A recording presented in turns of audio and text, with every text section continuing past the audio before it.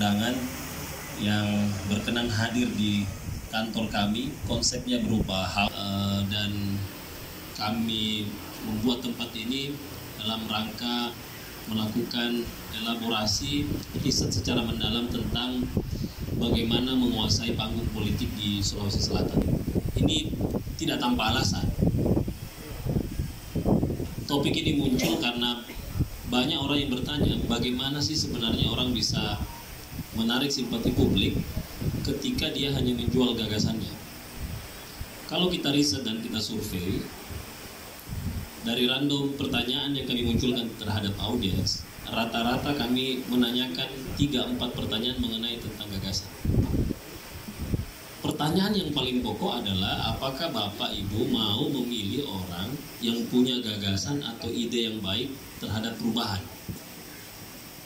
Maka yang muncul adalah mereka setuju, mereka mendukung orang yang punya ide dan gagasan yang bagus untuk dipilih menjadi seorang pemimpin, baik dalam konteks legislatif maupun eksekutif. Ketika masuk dalam tahapan pemilihan, hasil survei ini itu tidak begitu mendominasi keterpilihan orang yang duduk di parlemen ataupun di eksekutif. Gagasan tadi. Jadi tidak sama. Kenapa itu terjadi?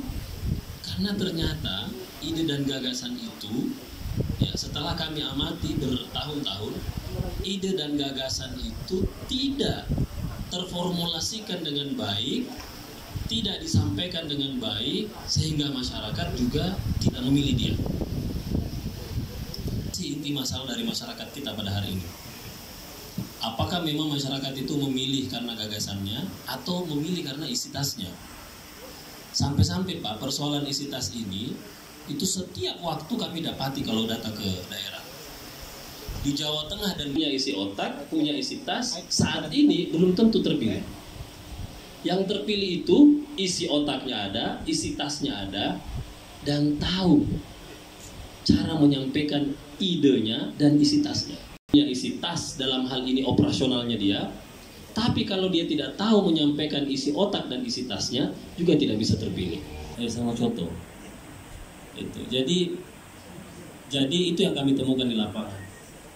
Kami baru saja ini meneliti tentang Ridwan Kamil di Jawa Barat, kawan-kawan. Ridwan Kamil ini kalau kita lihat dalam beberapa pekan terakhir ini mencuat namanya tidak hanya menjadi wapres tetapi menjadi capres.